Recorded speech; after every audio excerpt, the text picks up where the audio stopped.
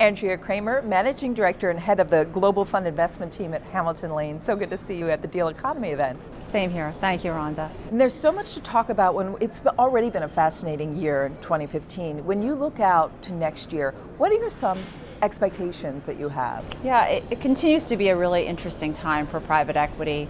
I think as we look at 2016, one of the key things that we're thinking about is an environment where there is low and slow growth, which we expect will present a little bit of volatility in the markets, which isn't necessarily a bad thing for purchase pricing, and provides opportunities for private equity going forward. And where are those opportunities, either geographically or by sector?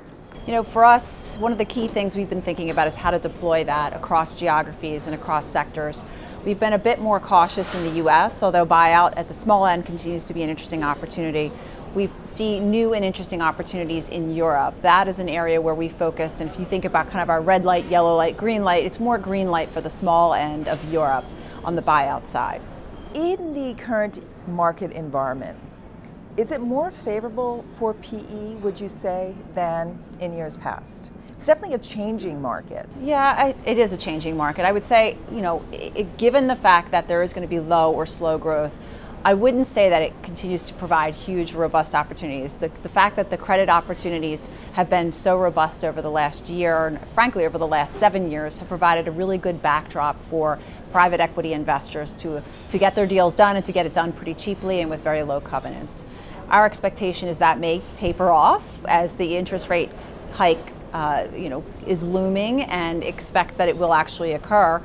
With that in mind, we should expect that there will be, again, purchase prices will come down overall, and credit may be harder to come by. Now, if we were to look at other strategies which would be interesting on the distressed and the credit side, just given the current rate environment and given what the ECB continues to do in Europe, for example, those could present some interesting opportunities to buy.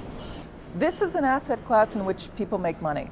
You don't see that changing ahead, I would assume. Again, challenges maybe, yes, but it's just maybe different expectations on returns?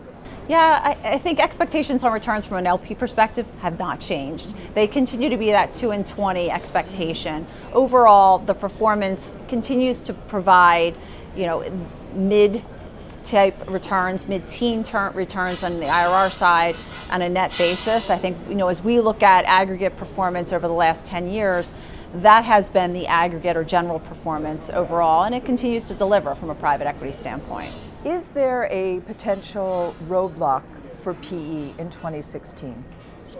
What are the exogenous factors that could impact private equity? I don't know the answer to that. I think, a low, slow growth environment is probably an okay situation for private equity. If the economy itself were just to completely be, stutter and stop, then it would be challenging for private equity or frankly any asset class to generate returns. Andrea Kramer with Hamilton Lane, it's been great speaking with you. Thank you very much, Rhonda. Thank you. Pleasure to be here.